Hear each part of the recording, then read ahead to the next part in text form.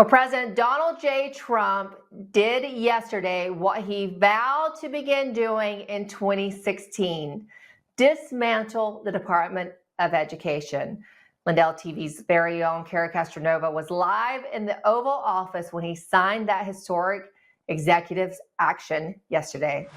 In a move that should outrage every parent in America, teachers union boss Randi Weingarten is threatening legal action to stop President Trump's executive order dismantling the Department of Education.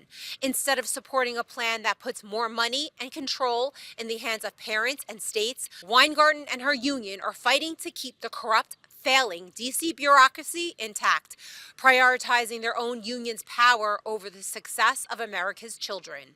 For decades, the Department of Education has spent over $3 trillion while test scores have plummeted, including in Democrat-run cities where students are trapped in failing schools.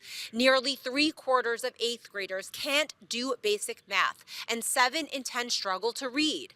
But instead of fixing this disaster, Weingarten and the union, the American Federation of Teachers, is focused on keeping their political machine running, blocking reforms, protecting bad teachers at the expense of students, and demanding more taxpayer money with nothing to show for it except bad results.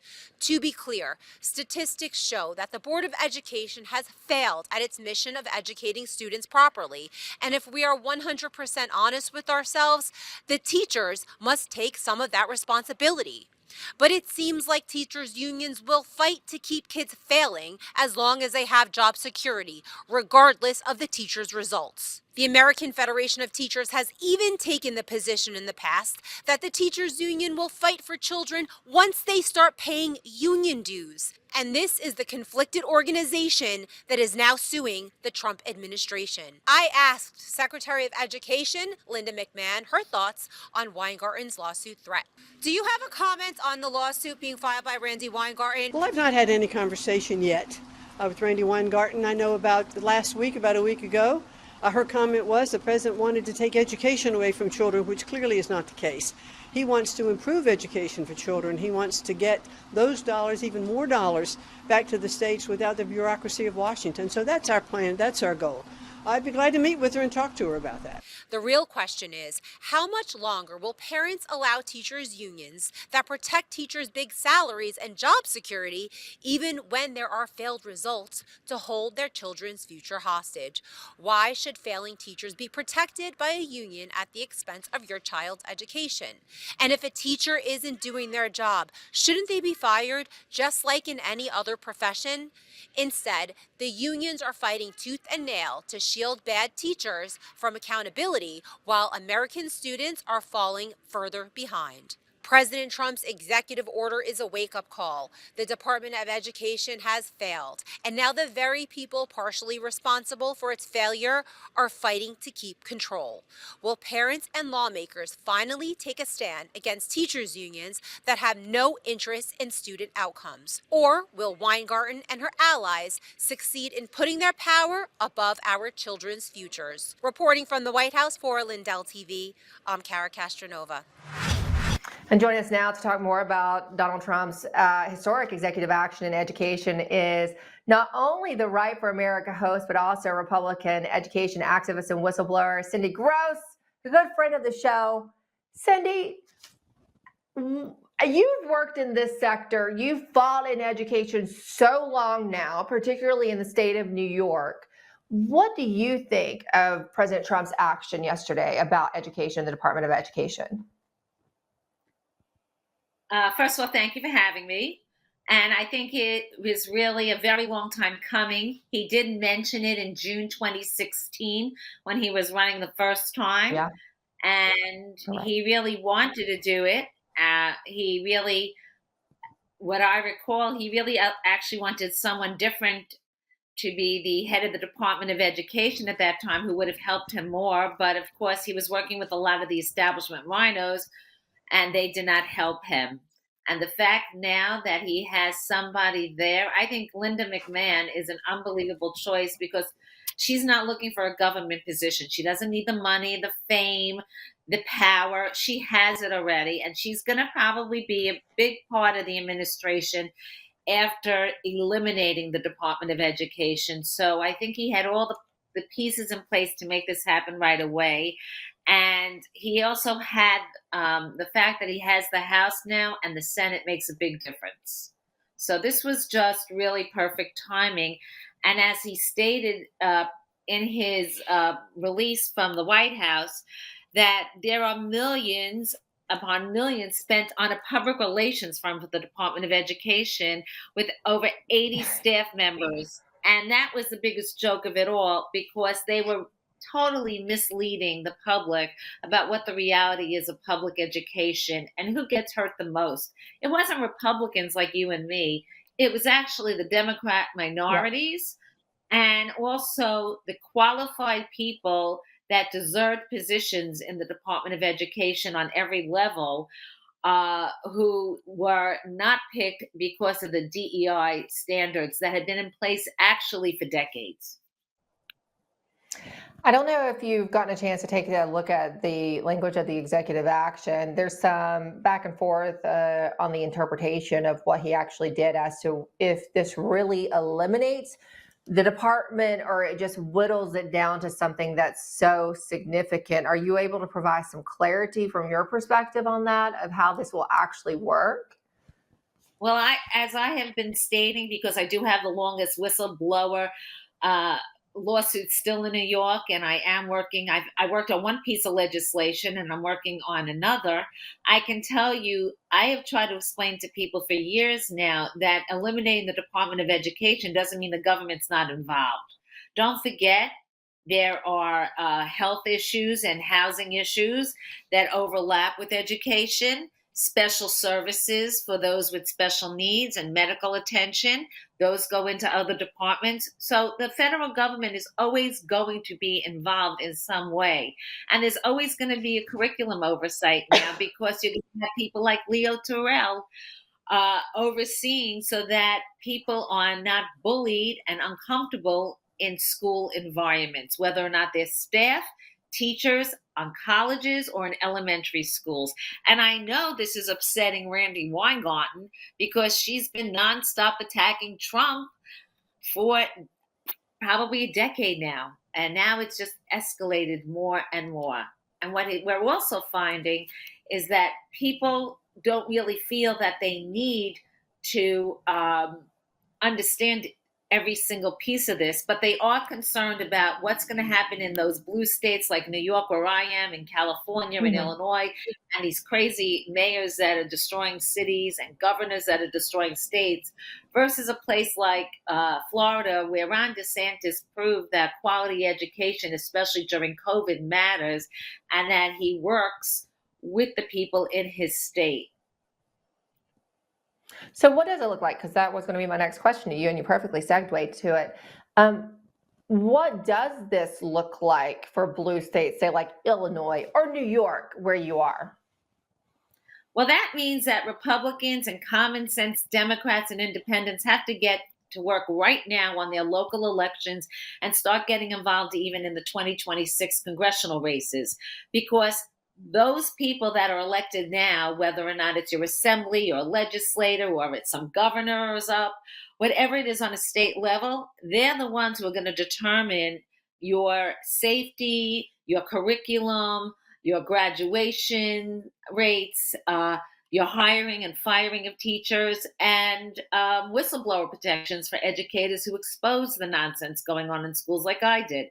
So that means that we have extra work to do right now locally, which is a really good thing because people cannot just go every 4 years and vote. Voting is a privilege. Being a part of our country is a privilege, and it's your responsibility to make sure we have this privilege. And one of the ways is through the education system. And if everything else we spend money on, education is the only way to think about our future, how we teach history accurately, how we go through our day-to-day lives, and the future of our kids tomorrow, living peacefully in one country. Yeah, absolutely. And look, it'd be nice to have a school system where you pay property taxes and you could feel comfortable sending your kids to that school. I'm in one of those blue areas. I see what it's like for kids who don't have a choice or don't have the means to go to a different school. I'm very blessed. My kids are in a lovely, wonderful classical Christian school. Very thankful for that school. But it would be wonderful if, kids who aren't afforded that opportunity could get a stellar education. And I even hear these liberal moms, complain about the school system, but they're stuck in this cycle. So I hope this is a new day in education, because it really is our future, right? We're training the future leaders of our country and the people who will be voting in the future. Cindy, I know there's a lot coming in New York as well. We can't talk about yet, but we'll have you back soon to talk There's about something new. more There's locally. Yeah, more locally when there you is can. something Thank you so much. news. Oh, I'm Okay. sorry. Thank you for Hi. having me. And I know we just talk so much together, we just could cut each other off so well. But the most important thing is we have to thank Donald Trump for what he did. And we have to thank Linda McMahon for taking the lead. And now it's up to all of us to show our appreciation and get involved in our local elections, our Yeah. school boards, our library boards, and say that we want common sense, Republican conservative values, because that's really where this is coming from. That's going to be the success for the future. Yeah, absolutely. Thank you so much, Cindy. Always good to see you. Take care. Thank you. You, my friend, need Native Path collagen. Made with only type 1 and type 3 collagen fibers, these are the two most important types that make up 90% of the collagen in your body. It's found in cartilage, bones, skin, hair, nails, your gut. Type 1 and 3 provide maximum benefits without the need for unnecessary fillers. Also, Native Path collagen has no additives, no artificial sweeteners. It's also completely flavorless, which is important because Native Path collagen can be added to anything. I put it in my coffee.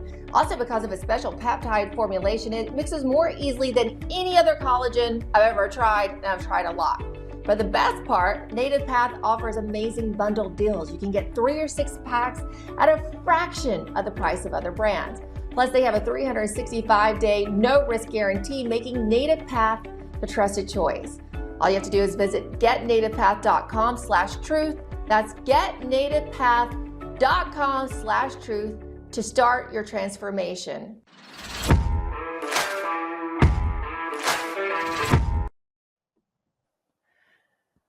There has actually now been an arrest of a possible deep stater by the FBI. Former agent Jonathan Buma was arrested by federal agents on Monday, according to reports at the JFK International Airport in New York, as he was about to board an international flight.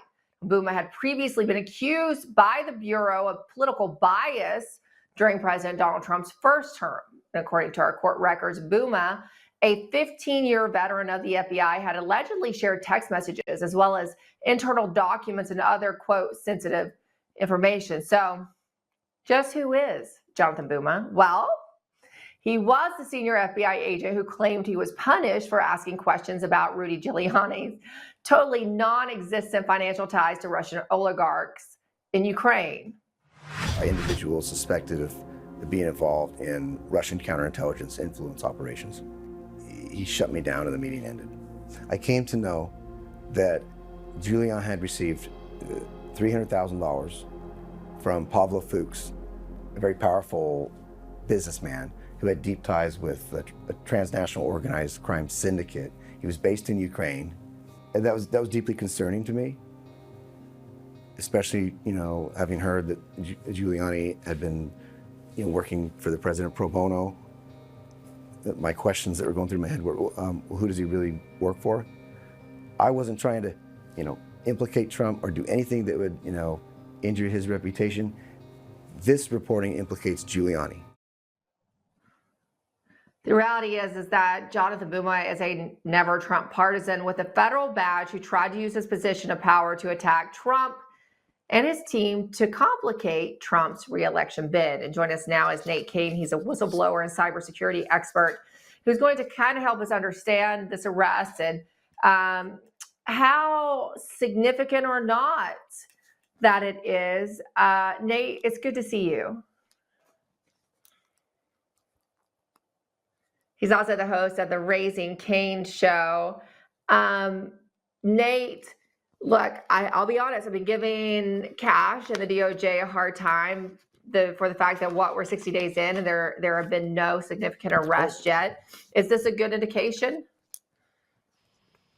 Yeah, so I think that there's a lot going on here with Cash. One of the things I've been saying from the very get-go that I think is important is, look, a lot of investigation has already been done on, so-called leaking, or, there's a big difference between leaking and whistleblowing. What I did was whistleblowing, which is a federal process where you go through the IG, you go to the House and Senate Intel committees. What this guy was doing was leaking information, taking classified or sensitive documents outside of the FBI, not for that purpose. And that is essentially what he was arrested for. Look, I worked in Washington, D.C.'s InfoSec division. It was not at headquarters, but it was in D.C.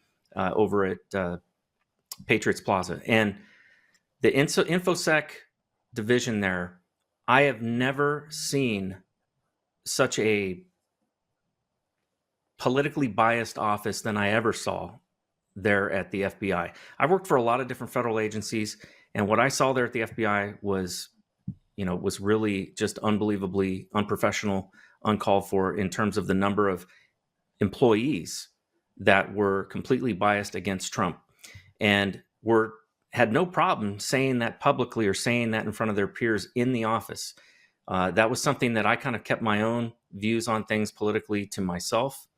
But I did not see that going on there. I saw the exact opposite. So it's not surprising that this would be going on amongst the agents. Now, the agents were kept apart from us, so I can't speak personally. I was not an FBI agent. I was a contractor working in the InfoSec division, but I saw that certainly with the employees. So Boomer says, though, that he's a victim. Listen.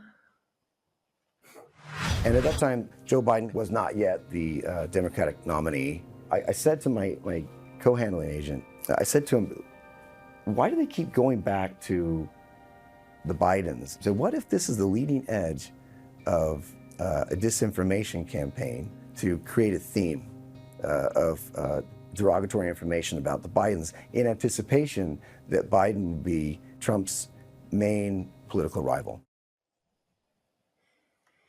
What I find interesting about it is that he's kind of coming at it the other side of what we've heard from multiple other whistleblowers, right? It's like he's taking the same kind of buzzwords and using them as a way to discount other whistleblowers who have come forward suggesting the exact opposite, right? That there was an anti-Trump bias at the FBI. Yeah, I see a complete double standard when it comes to the left. I mean, the same liberals who cheered Boomer as a whistleblower when he attacked Trump are completely silent now that he's been exposed as a criminal. Where's their outrage over leaked confidential information or confidential intel? It's only heroic when it fits their anti-Trump narrative. Otherwise, they look the other way. And this has been the problem, quite honestly. Even when Trump's first term, we saw this as a problem in the FBI. You had the Inspector General Horowitz, who came out with several reports showing that there was leaking going on from within the FBI, including things where they were leaking things to the press in exchange for courtesies or for tickets to ball games and things like that. Why were never any of those people arrested and charged? That's what I want to know. Yeah, I definitely agree. And we were actually supposed to have Garrett O'Boyle with us today. He's a whistleblower who tried to go about it the right way. And he was sidelined without pay for all this time for following the correct process for a whistleblower, but was accused of basically what Boomer did and attacked by Democrats. Not only, this is the first arrest, but there have been a couple firings. There's been James Dennehy in New York, who refused to investigate those who were involved in the J6 prosecutions. And then there was also the firing of one assistant FBI director in DC named David Sundberg. He was, he's not actually a name a lot of people know, but he actually was the chief architect of the investigations into suspected J6ers. Are firings enough, Nate, to promote accountability, or does there need to be more action, say criminal prosecutions, for those who might be guilty of wrongdoing? Is firing enough? I think firing is enough for certain offenses. If it was just simply bias, in the case of Buma, though, it's a completely different, animal. You've got sensitive weapon system information that he was caught with leaving the country. That is absolute downright espionage, and he needs to be charged as such. But Sundberg, he led the charge on January 6 investigations, and he basically his removal, in my opinion, is justice for those that have been unfairly prosecuted and persecuted. It shows that Trump won't let the FBI keep weaponizing its power against his base, and I think that's important because largely, I think part of the reason so many people have voted for Trump in this last election is because they saw on full display a weaponized FBI, and that is not safe for anybody. It doesn't matter if it's conservatives or if it's liberals. The fact is that when the FBI misuses their power, when they misuse that authority that they have as law enforcement, they should be held to the highest standard of accountability. Now, if he didn't do anything illegal, then I wouldn't be for him being prosecuted. But if what he did was bias or if it was a violation of department policy, absolutely he should be fired. And if it, depending on the level of what it is, I would say it's even appropriate to bar them from being able to serve in federal government again. That's actually probably a step that also should be considered, and we don't talk about that, right? That not being able to serve again. Some of these people, like Kevin Kleinsmith, who was caught up in the Russiagate hoax, who actually was an FBI attorney who changed an email. He altered an email in order to gain a FISA warrant on an American citizen. That is huge. Okay, that is, to me, that he should have been arrested for that. Yeah, without a doubt. He got a slap on the wrist, and he's still practicing law to this day. Yeah, he should have been barred from practicing law. He should have been fired. He should have also been arrested for deprivation of rights under color of law, which is a federal offense carrying up to 10 years in prison for each offense. These are things that, to me, were major mistakes not mistakes, I think it was intentional with the former Department of Justice. The reality is while a lot of focus goes on the FBI, and as it should, the reality is the Department of Justice are the ones who it's up to them to decide to prosecute or not to prosecute. And that includes on FBI agents or on lawyers who violate the law. And we've seen this over and over again where these guys commit violations of law and they get away with it. And that one is particularly heinous because it involves the Constitution and violating an American citizen's constitutional right to be free from illegal search and seizure, or to be free from, or to their guarantee of due process. All of these things. FISA is a very intrusive tool. It's a very intrusive system that is never intended to be used on American citizens. And yet, over and over again, we've seen it misused against American citizens. You had a federal judge that said there were over 256,000 illegal uses of Section 702, basically warrantless searches of people's digital data. And that came out, and where were the arrests there? So I would say that particular issue is one that is egregious, and absolutely these people, if there was anybody in the chain of command that was aware of it, they should also be guilty. Yeah, you're right. We have to understand it in the correct chain of command. You start with the DOJ, but now you have a Trump DOJ that has a friendly, should be a friendly FBI director, right, to go after these bad actors. Not only are you well-versed in the FBI, but as I noted at the top of the show, you're also a cybersecurity expert. And I was so glad we had not planned to discuss this with you because I hadn't, thought about it, but you brought up the issue of AutoPen, of which we've been covering since last July 2024. We have actually broken this story, so I appreciate that you have some insight to add into that. Before I get your insight, Nate, I want to play what the president had to say about this AutoPen scandal. Listen. This was something that if we had a competent president, it would not have happened. The man was grossly incompetent. All you have to do is take a look at he signs by AutoPen. Who was signing all this stuff by AutoPen? Who would think you signed important documents by AutoPen? These are major documents you're signing. You're proud to sign them. You have your signature on something. In 300 years, they say, oh, look, Can you imagine? Everything was signed by AutoPen, almost everything. Nobody's ever heard of such a thing. He raises some really important questions, which you dug into these questions, right, Nate? Yes. So my background is 27 years in cybersecurity, and that is where I kind of constantly look at from a standpoint of risk. Two of those things in that regards is authentication, which is guaranteeing that the person who says they are who they are is the person who in fact signed or logged in or did some sort of action. That's something that we look at. Another one, though, is non-repudiation, which non-repudiation is basically when you have the ability to guarantee that this person did in fact sign in and it wasn't somebody else that signed it. They can't claim that it was somebody else that signed it. That's so important in the executive branch because when you think about it, right, what are they doing? At the end of the day, who does the buck stop with? It stops with the President of the United States. We have a singular executive. So it's important that we know who it was that was giving the orders, who it was that was doing, signing the documents, signing the executive orders, signing the pardons.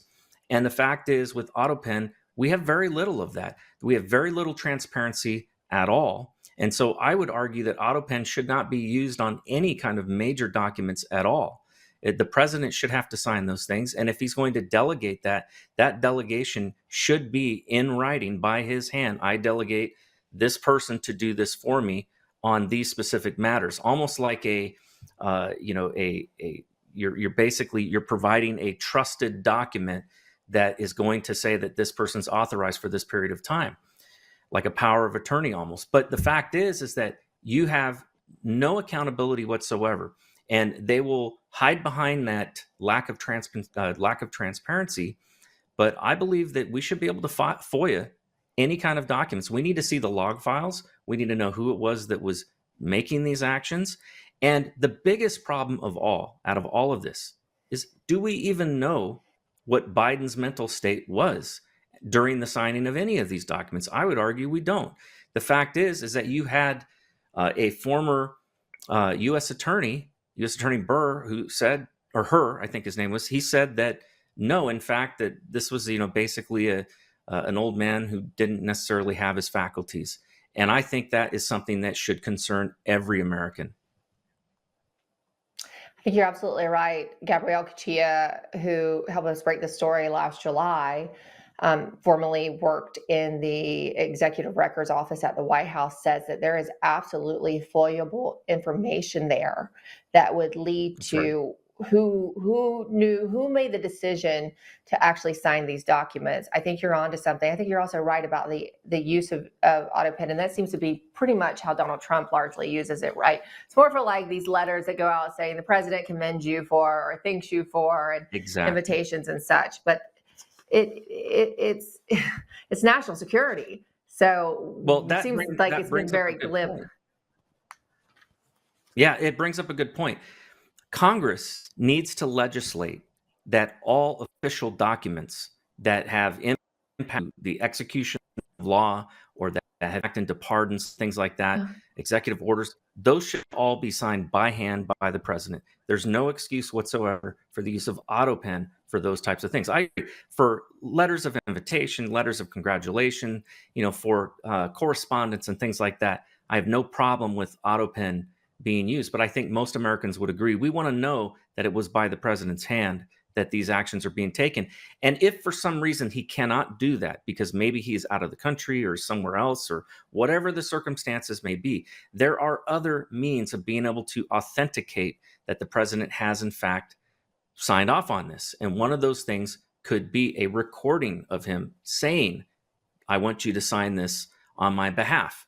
You see this in corporate offices all the time, where you have somebody who's an organizational leader, and they have somebody who signs their name on behalf of this other person. And I think that's important too, because we need to know that these people, there needs to be an auditable trail so that those who might misuse this tool can be held accountable. And the fact is there should be audit logs, there should be an audit trail, because the fact is these machines are supposed to be kept under lock and key. And it is the most important signature probably in the world, the president's signature. No kidding. I think those are Absolutely wonderful suggestions. I hope someone, a staffer, a member of Congress is watching this and takes this seriously. Thank you so much, Nate Kane. You can catch him at theraisingcaneshow.com, theraisingcaneshow.com for more of this kind of perspective and insight. Good to see you. Good to see you too. Are you looking for monthly income without the risk of stocks because you don't feel like maybe you're well versed enough in the stock market? Well, here's something you won't hear about on CNBC. There's a unique way to collect royalties directly from America's most productive oil fields. No exploring, drilling, or operational headaches required. You simply collect checks month after month. And the best part? You can get started with just $25 through any brokerage account. The Oxford Club's chief income strategist, Mark Lichtenfeld, breaks down what he believes is the #1 oil royalty play for 2025. Simply visit RobinsonOilBoom.com now for more information. That's RobinsonOilBoom.com. RobinsonOilBoom.com now for more information. That's RobinsonOilBoom.com.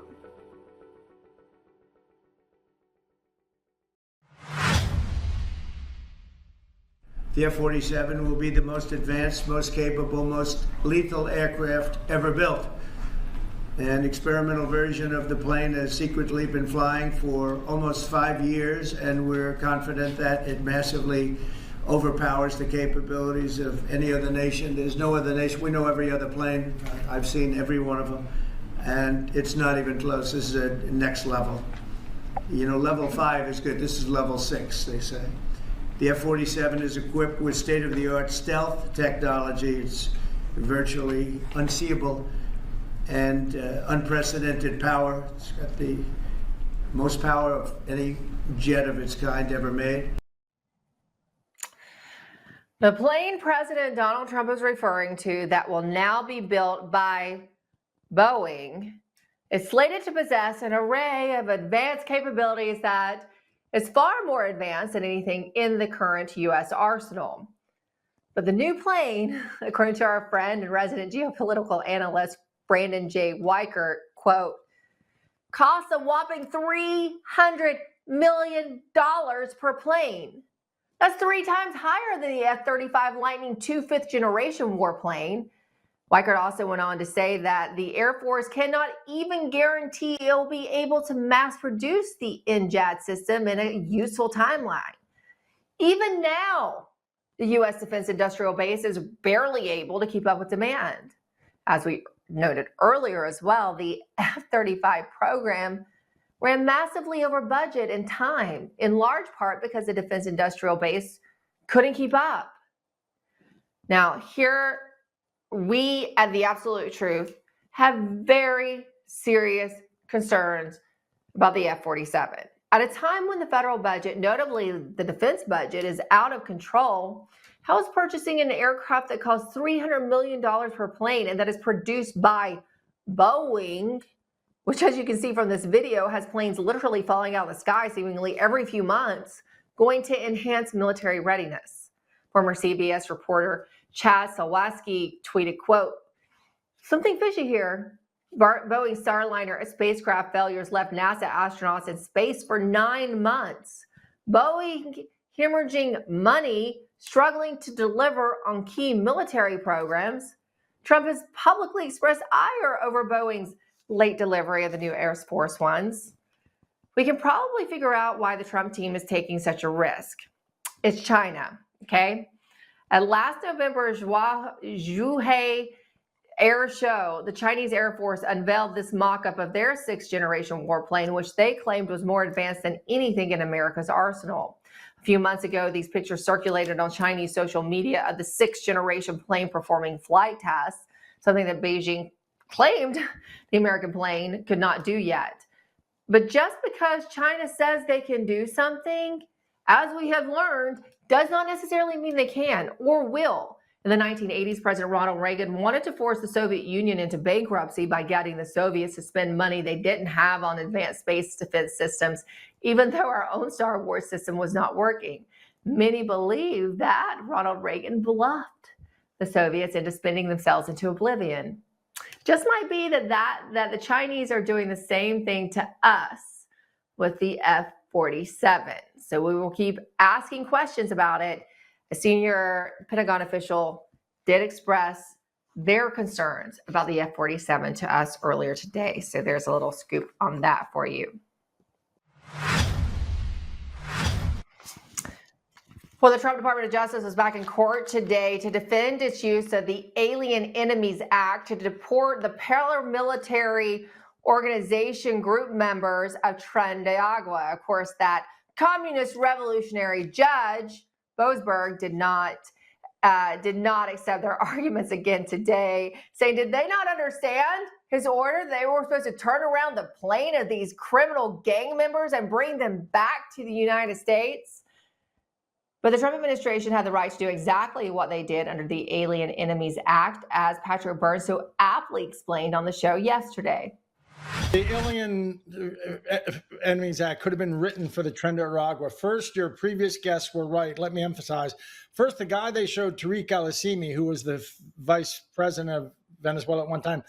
Tariq al-Assimi, that's a Lebanese Shia name. That's in Iran. Iran has deep reach into the Venezuelan regime, which is to say Hezbollah. He's basically the Hezbollah representative in there. And the Iranians have mastered this. When they have demonstrations against the mullahs, they don't need any more secret police to beat up the people or kill the people. They have gangs of thugs who come in with 2x4s and beat the hell out of the protesters. So as you heard Patrick Byrne just explain, as he did on the show yesterday, Tren de Agua, the violent Venezuelan prison gang, is so much more than a gang. It's a paramilitary arm of the Venezuelan regime. And they've moved in droves here to the United States over the last 4 years when Joe Biden decided to abandon his duty as president to defend our border. Also, you heard Patrick Byrne say yesterday, it wasn't just about a failure to defend our border, but the Biden administration actively recruited these members, these gang members, to our country, according to Venezuelan President Maduro, who said he was told by Joe Biden to send these violent paramilitary troops to our country. According to Chicago-based investigative journalist Terry Newsom, in a tweet, he said, quote, FOIA records show hundreds of Tren de Agua-related crimes in Chicago alone. This is the gang that has been targeted for mass deportation by the Trump administration. It is the very same gang that an Obama-appointed judge today, even as late as today, is trying to save from deportation. And joining us now is Terry Newsom. He's the host of the very popular Behind Enemy Lines podcast. He was so ahead of the curve on Tren de Agua, it's not even funny, as it affected his home city of Chicago and his suburbs in which he lives. Terry, I keep trying to explain to people, they say they can't even believe that this judge would issue an order to turn around violent paramilitary troops, or at the very least, as they understand it, violent gang members, and ask them to return them to the United States. But you have to understand that, and you and I were talking a little bit in the break, this judge is of the same ideology and Marxist, communist, revolutionary, leanings as the Biden administration, who had obviously asked Maduro to send these people to our country, right? Yeah.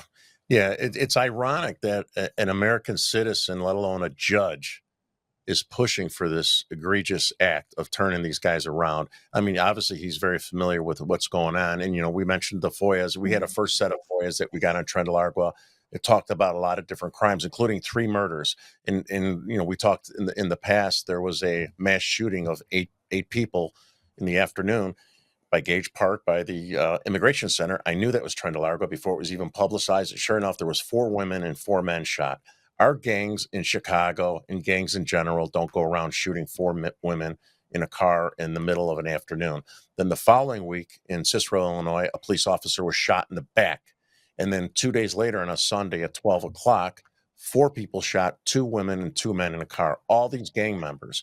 And then the next set of FOIAs that we just acquired recently, because the other FOIAs I got were, from that time frame on a few months ago. And so I just got new ones that show how they're moving up the food chain, the criminal food chain, with a level of sophistication that's not normal, especially for a gang that's new here, right? They have counterfeit money. They're using the counterfeit money to launder it, and they're going to buy cars in Detroit from dealerships. Fortunately, this one dealer found out, but it was already too late because the vehicle was here in Chicago. And in the police reports, the police officers say, based on Homeland Security and the tattoos and the Bulls clothing, the number 23, they label these people as Trent Largo. So I got four pages of arrests of Trent Largo folks, including the mug shots. Another set of sophistication that they're using, and we talked about on your show as well, saying next summer it's going to be crazy, right? When they get settled in. So now they're using machine guns, and they're going into their own people. One person had his door kicked down. 3 of them came in with masks, saying we're Trent Largo, and they threw apart his whole apartment and stuff, stole stuff. But they were looking for. I think there was more to that police report than meets the eye, right? There's probably something gang related, and they went in there and kind of tore up the. And just to be clear, I think this was an email from your FOIAs, right? A local police report from, or an email to local police from the U.S. intelligence in 2023 warned them about the threat that Trent D'Agua posed. You're talking about the sophistication, right? Yeah. They say in this email quote, we only have about a minute, so I want to get this real quick. This gang has strong human trafficking operations in Latin America and are likely engaged in sex and labor trafficking in the U.S. They had multiple agencies that had confirmed their presence in the U.S. and has information that the gang is in Chicago. So Terry, this goes back to my conversation with Patrick Byrne. This is a very organized group of individuals, far more organized than the gangs we see of Chicago. Yeah. Yeah. So, and we mentioned this on your show before. Some of the FOIAs from the Pilsen Center showed human sex trafficking. You remember that, where they were using the Vortex phone? Yeah. That was the Obama phone. So basically, we're funding these people to come here. We're housing them. We are putting them in our shelters. We're giving them phones, and some of them, and I have pictures of multiple phones in their hands, right? And then they're using those very same phones to commit crimes against us for human sex trafficking, grooming of 11-year-old girls, another one that I had, child pornography. I mean, it's across the board, and murders and all these communication techniques that they're going to be using, the phones that we paid for, that Americans paid for with our tax dollars. Terry, has any of the activity of Trent D'Agua in Chicago dissipated since the Trump administration came in and Tom Homan has taken charge? Are you seeing less criminal activity in Chicago yet? I can't, Chicago's so big in the Chicagoland area, but what I do know for sure, what I do know for sure is that if you remember, we had the shelters and stuff and they were all over the place, right? That's gone. That's, so they've been pushed out to the suburbs. Okay. Catholic Charity was helping them get apartments, you remember, right? And they were signing up apartments and stuff for these people. So they're pushed throughout all over the suburbs right now. And I think they're getting entrenched, and I think they're being more cautious, because in some of my FOIAs, these Trent Largo guys were from New York, Texas, Michigan. So they're moving them around. So they're purposefully moving them around the country to make it harder to hide them out. Yes. Yes.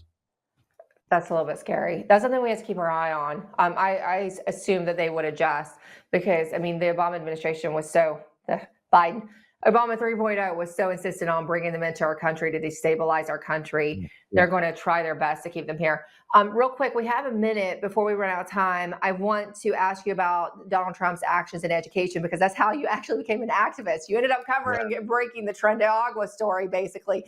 But initially, you were concerned about education, and that's how you got here. So what do you think about his dismantling of the Department of Education? I think it's outstanding, but my only concern, you hear he's pushing it out to the states, right? So we got BJ Prickster over here. He put a book banning. So, like, say we take over the school board, we want to get rid of all those nasty pictures. He'll keep our state funding from our schools. He signed that into law. So we're screwed in Illinois, because he's going to give him more money to push all this stuff. We have tampon machines in my son's, the boys' bathrooms. A teacher just sexually assaulted a 15-year-old boy. Another one was making child pornography in my kids' schools. I mean, it's just crazy. They got boys in the girls' bathrooms, in the locker rooms and stuff like that. So for us, unfortunately, Illinois, unless he comes in and forces them to stop this DEI stuff that he said he was going to do. And I don't know how we report it. I don't know what we do. We need help here in Illinois, because if he gives them access to the money, he's just going to use it against us. Yeah, that's something that Cindy Gross brought up earlier in the show. She's an activist, an education activist in New York. Let's have you back next week to talk more specifically about the issues in the state of Illinois as it relates to education and talk about possible solutions now that Donald Trump is making changes at the federal level. Thanks so much, Terry Newsom, as always. Thank you.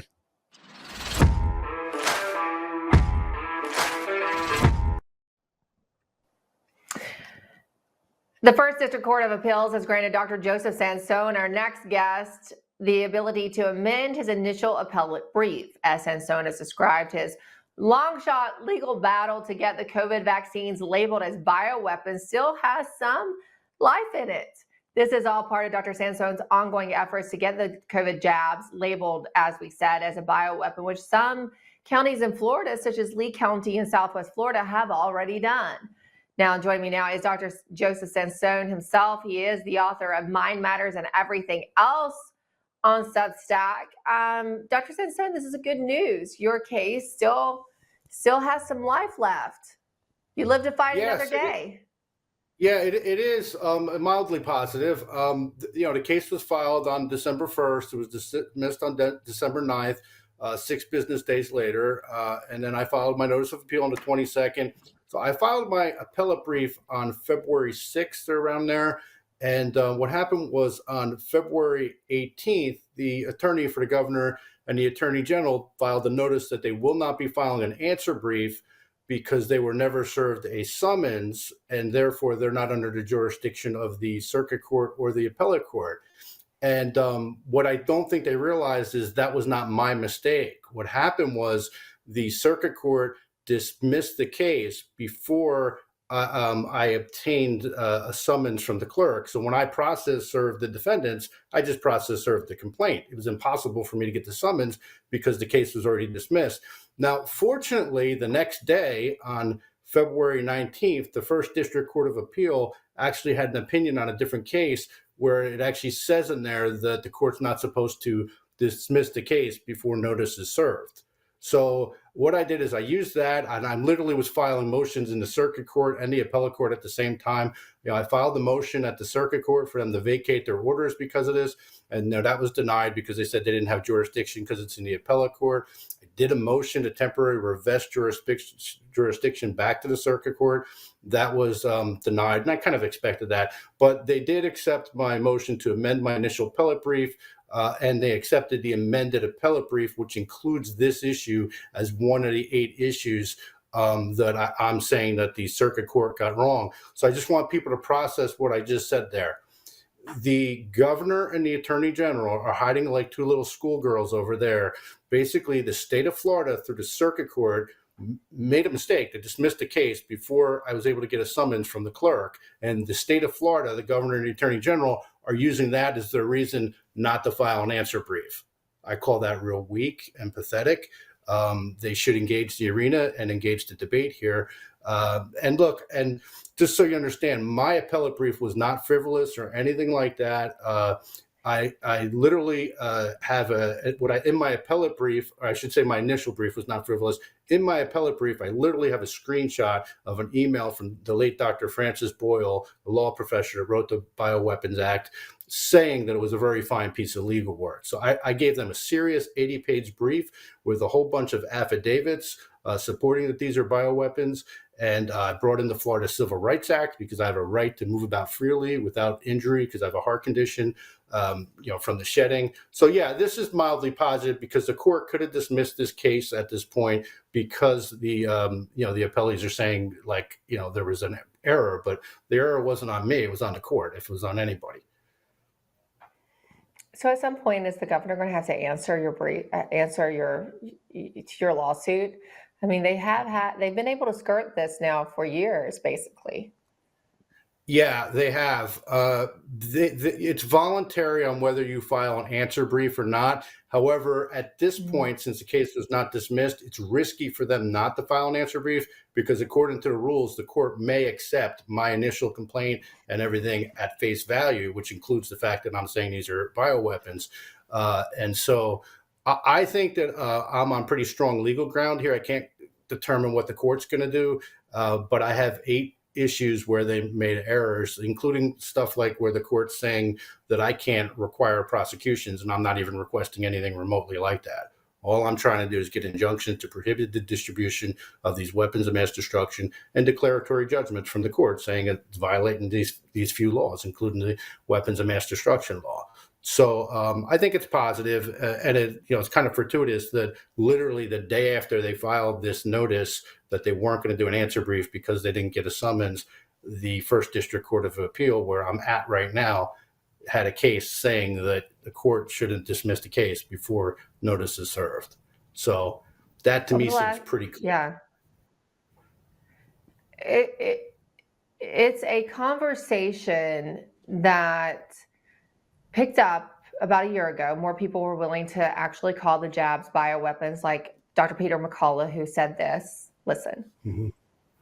As a doctor, I have never seen something so injurious to the human body. It invades the brain. It invades the heart. It causes brain and heart damage. It invades the bone marrow. It stimulates antibodies to actually start to attack our own platelets and our other cells in our body. It causes blood clotting and damage to blood vessels like we've never seen.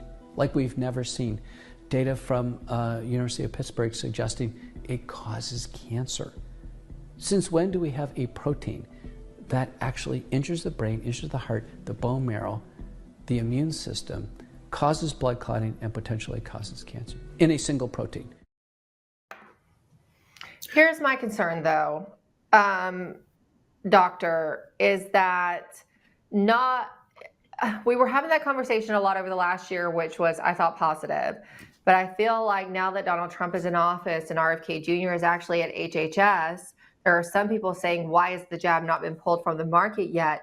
But I feel like people aren't really talking about the jabs as much and the harms that are continuing to be caused by the jabs and the fact that they are bioweapons, even though now we have an administration that we could potentially pressure into actually doing something about it. Why are people not talking about it as much?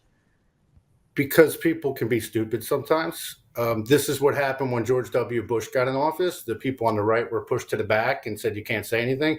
I'm not going to the back of the bus. I'm going to continue pushing this issue because, in order to be America first, you cannot allow biological and technological weapons of mass destruction to target Americans. And what's going to happen at a certain point is people are going to start asking questions like this. Well, Yemen and Iran didn't target me with a bioweapon. And so if you're America first, you got to look out for Americans first. And I think that the PrEP Act is totally unconstitutional. I've read it. It's ridiculous. The Supreme Court, I think if it ever gets there, will get thrown out. But under that pathetic piece of legislation, RFK Jr. has the power to stop the COVID emergency and pull the shots immediately in the same way that a president can kick out a prior president's executive orders. So there's no reason that these weapons of mass destruction are still on the market in the United States.